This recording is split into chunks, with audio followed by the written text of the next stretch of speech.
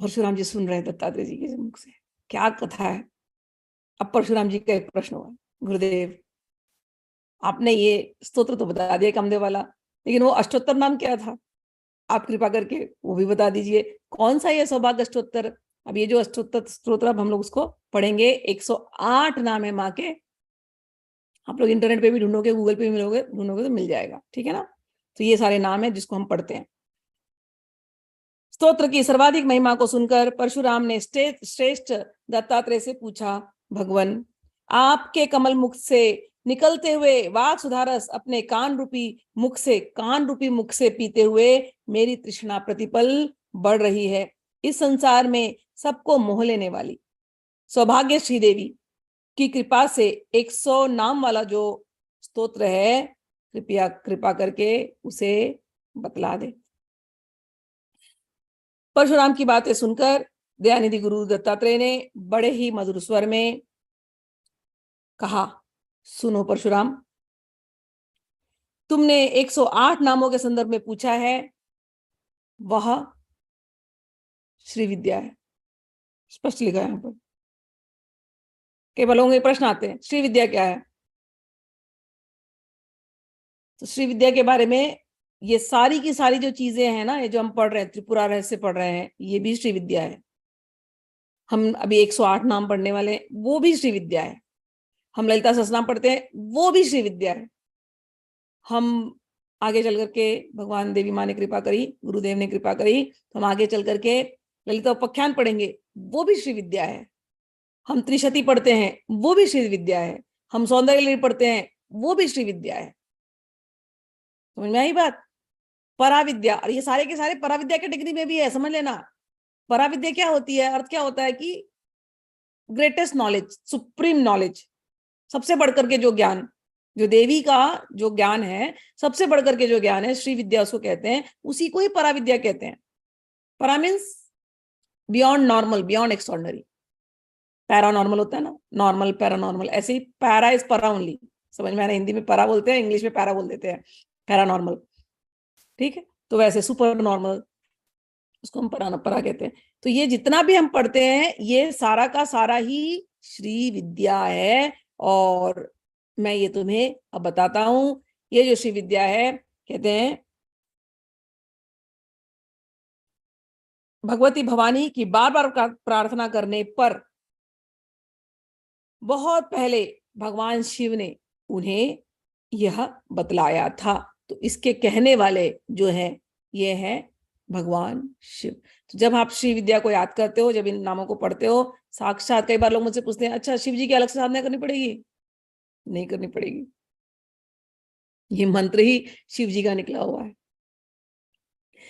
इस मंत्र को कोई पढ़ता है, कोई ललिता देवी की स्तुति करता है, तो शिव जी बड़े प्रसन्न होते हैं। वो गुरु हैं, वो गुरु है, याद रखना। गुरु को केवल इसमें प्रसन्नता होती है कि शिष्य को दिया और शिष्य ने किया और शिष्य ने उसको अनुभव किया। साक्षात शिव के मुख से निकली यह अष्टोत्तर है, और उससे उसको अगर किसी ने कह दिया तो ललिता तो प्रसन्न होती है, लेकिन साक्षात शिव भी प्रसन्न होते हैं, गुरुजन भी प्रसन्न होते हैं। तो इस स्तोत्र के जो ऋषि हैं, सौभाग्य स्तोत्र नाम स्तोत्रस्य भार्गवः ऋषिरुक्ता शिवश्छंदो अनुष्टुप श्री ललितांबिका।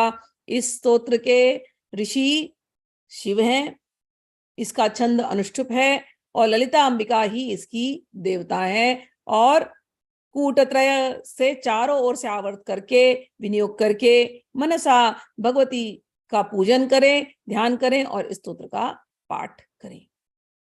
सिंपल। तो अगर किसी को ये सब कठिनाई, जो भी सिस्टम जो दिया, नहीं आता, कोई बात नहीं है। गुरु जी को याद करो, शिव जी को याद करो, दत्तात्रेय जी को याद करो, परशुराम जी को याद करो, और माता रानी को याद करो, और इस मंत्र का जाप करो, काम हो गया आपका। ठीक, चलिए अब हम पढ़ते हैं मंत्र। 108 नाम। कामेश्वरी काम शक्ति ही, काम सौभाग्यदायिनी, काम रूपा काम कला, कामिनी कमलासना। एक एक अर्थ है उसके सारे, ठीक है। कामेश्वरी यानी कामेश्वर की पत्नी, काम शक्ति स्वेच्छा से जो शक्तिमयी है, काम सौभाग्यदायिनी काम को मनोवांछित फल देने वाली, काम रूपा, सुंदर स्वरूपवती, काम कला, काम कला में जो प्रवीण है, कामिनी, कामना करने वाली, कमलासना, कमल पे जो बैठी है, कमल पे जो विराजी हुई है, कमला, लक्ष्मी स्वरूपा, कल्पनाहीना, जो कल्पना से परे है, कमनीय, कलावती, जो कमनीय है, कलावती है, कमला, भारती सेव्या, सरस्वती जी जिनकी पूजा करती हैं, लक्ष्मी जी जिनकी पूजा करती हैं, कल्पिता शेष संस्कृति ही, जितने भी देवी देवता हैं वो उनकी पूजा करते हैं।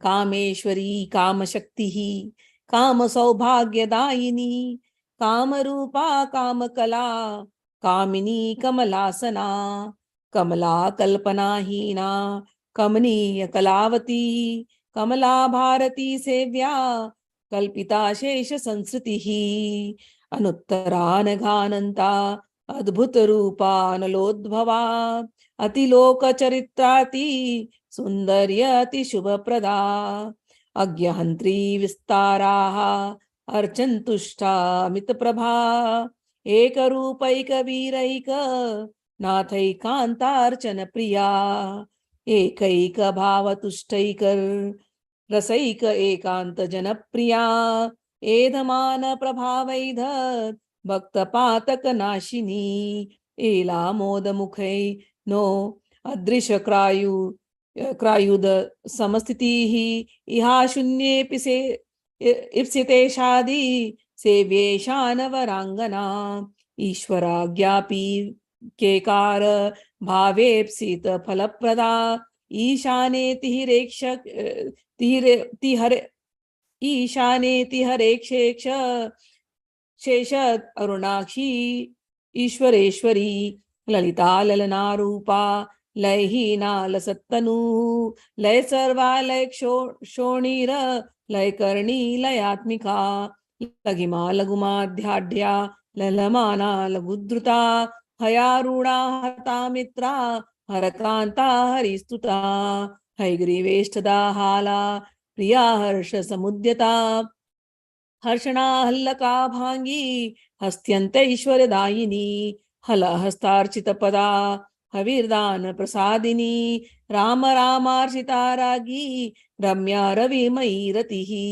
राक्षेणी रमणी राका, रमणी मंडल प्रिया, रक्षिताखिले लोकेशा, रक्षो गण निषूदिनी, अम्बान्तकारिणी अम्बोज प्रियांतं भयंकरी, अंबुरूपा अंबुजकरा, अंबुजात वरप्रदा, अंत पूजा प्रियांत स्वरूपिण्य अंतर वचोमयी, अंतकाराति वामांक स्थिता, अंत सुख स्वरूपिणी, सर्वज्ञा सर्वज्ञा सारा समा सम सुखा सती, संतति संतता सोमा, सर्वा सांख्या सनातनी, एतस्य सदृशं स्तोत्रम त्रिषु लोकेषु दुर्लभम, अप्रकाश्यम भक्तानां पुरतो देवताद्विषाम।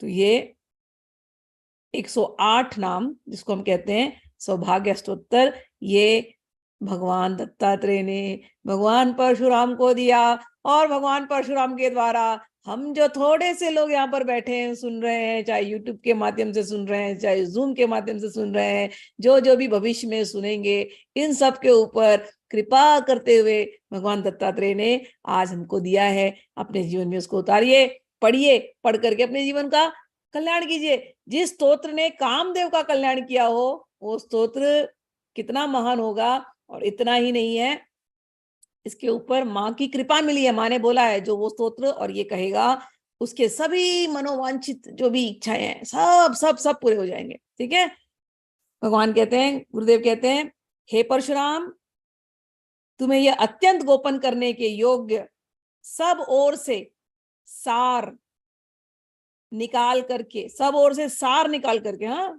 समझ लेना, 108 नाम बतलाए गए। कोई बाकी का मंत्र करे या ना करे, 108 नाम ये करे। और वो जो कामदेव का स्तोत्र सार है, तीनों लोकों में इसके सदृश स्तोत्र दुर्लभ है, इसके ऐसा कोई दूसरा स्तोत्र नहीं है। अभक्तगण एवं देवता के वेश्यों के सामने इसको हम नहीं कहते। इसे सदाशिव, अन्य हर, ब्रह्मा, विष्णु आदि नित्य पाठ करते हैं। कौन कौन? साक्षात शिव जी हमारे गुरुदेव, ब्रह्मा, विष्णु भी इसका नित्य पाठ करते हैं। इसी के प्रभाव से कामदेव त्रैलोक्य में सभी को क्षण मात्र में वश में करता है।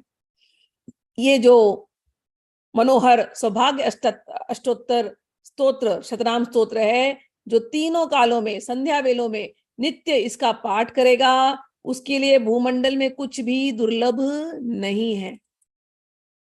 श्री विद्या के उपासक लोगों के लिए यह आवश्यक माना गया है।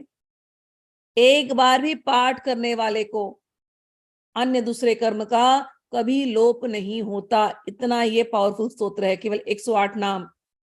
इस स्तोत्र के पठन को न करके नित्य नैमित्तिक किया हुआ कर्म उस प्रकार व्यर्थ हो जाता है जैसे नग्न व्यक्ति द्वारा किया हुआ शुभ कर्म और सहस्त्र नाम के पठन करने में असमर्थ हो। याद रखना इस बात को। अब आपको सिंपल पे ले आ रही हूं।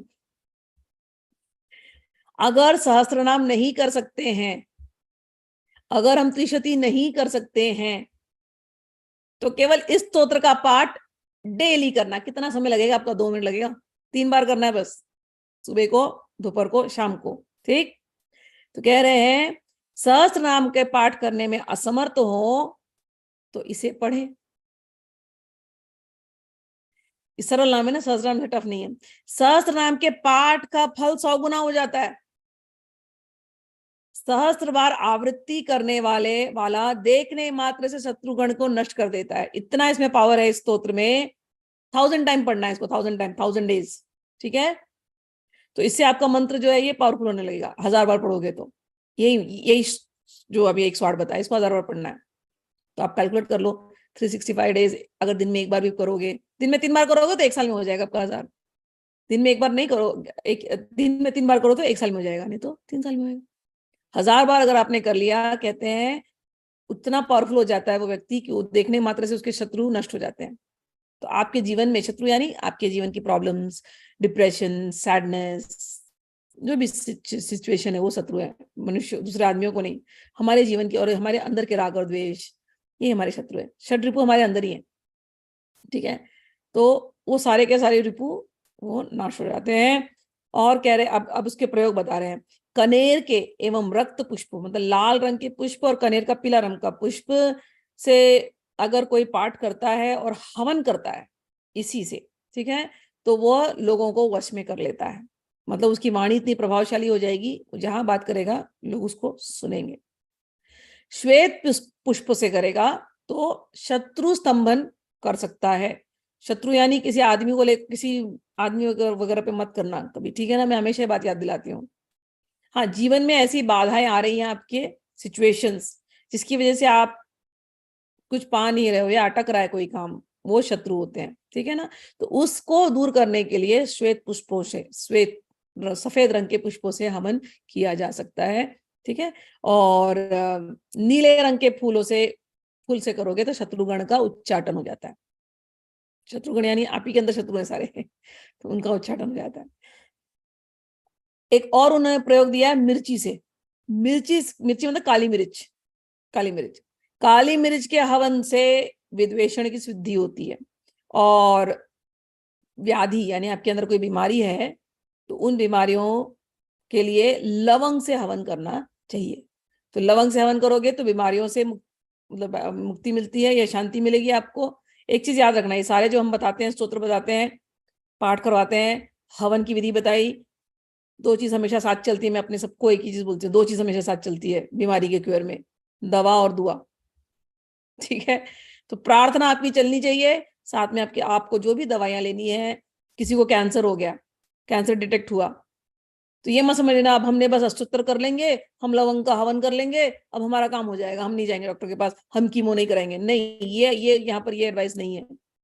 आप कीमो भी कराएंगे, आप दवा भी लेंगे, और साथ में ये हवन अगर आप किसी पंडित से करवा सकते हो तो करवा लीजिए, या अपने घर में हवन नहीं भी करवाओगे ना तो भी इस स्तोत्र का पाठ करके लौंग लेकर के माँ को चढ़ा देना बस। माँ को ऑफर कर देना, फिर वो लौंग ले लेना, खा लेना प्रसाद के जैसे। ठीक है। कोई भी बीमारी के लिए डॉक्टर के पास जरूर जाना है। आपको डिप्रेशन से डील कर रहे हो आप बहुत ज्यादा, इसमें तो लिखा है कि आप शांत हो जाओगे, लेकिन वो डॉक्टर के थ्रू देवी माँ काम करेगी ना, केवल मंत्र जाप से तो नहीं होने वाला। तो मंत्र जाप भी करना है, डॉक्टर के पास जाओ, थेरेपी लो, डिप्रेशन अगर हो रहा है, तकलीफ हो रही है, थेरेपी लो, ऑनलाइन थेरेपी लो, अपने आप को हील करो। दोनों ही आपको करना चाहिए। ये ऐसे ही है कि लक्ष्मी जी का मंत्र कर रहे हैं अब बस, अब हम सौभाग्य स्तोत्र करेंगे घर में, अब हम नौकरी के लिए इंटरव्यू के लिए नहीं जाएंगे, हम नौकरी के लिए, हमारे घर में ही वो नौकरी वाले आ जाएंगे, कंपनी हमारे घर में आकर के हमको नौकरी दे देगी, ऐसा तो नहीं होगा। तो आप अपना जाप भी करेंगे, आप अपनी वाणी को प्रभावशाली बनाएंगे, आप इंटरव्यू में जाएंगे, इस प्रभावशाली वाणी से आप इंटरव्यू में क्लिक होंगे। ये इसीलिए दिया जाता है। ठीक है। तो अपने कॉन्फिडेंस को आप बढ़ाएंगे जब आप इन स्तोत्रों को करते हैं, लेकिन इसका अर्थ ये नहीं होता कि बस हम खाली माला जपेंगे और घर में सब आ जाएगा ना। ठीक है। उद्यम आपको करना पड़ेगा। शेर के सामने सिंह आ जाए और शेर ऐसे ही बैठा रहे कि मैं मुंह खोलूंगा और शेर मेरे, और वो शेर के सामने वो हिरण आ जाए और वो हिरण आकर के मेरे मुंह के अंदर आ जाए, तो ऐसा नहीं होगा ना। शेर को जाना पड़ेगा हिरण को पकड़ने के लिए। ऐसे ही आप लोग जाप करो, हवन करो, सब करो, लेकिन साथ में कर्म तो करना पड़ेगा। ठीक है। ये आपको करना पड़ेगा। ठीक है। आगे इसमें कहते हैं, तो काली मिर्च के हवन से विद्वेषण, लवंग से व्याधियों के लिए छुटकारा, और जो आगे इसमें कहा, जो सुवासिनी सौभाग्यवती स्त्रियों अथवा ब्राह्मणों के ना को संख्या में भोज कराएगा, नाम संख्या में मतलब 108, अथवा प्रति नाम लेकर के पुष्पों और फलों से श्रीयंत्र की पूजा करेगा, या कभी देवी मंदिर में जाकर के अन्यत्र देवी स्थान में भगवती की पूजा करेगा, वह दीर्घ समय तक श्रीपुर में वास करेगा। तो एक और बताया है कि मंदिरों में जाना और मंदिरों में जाकर के पूजा करना। कहीं आपके यहाँ दुर्गा मंदिर हो, कहीं आपके यहाँ देवी की मंदिर हो, वहां जाकर के आप पूजा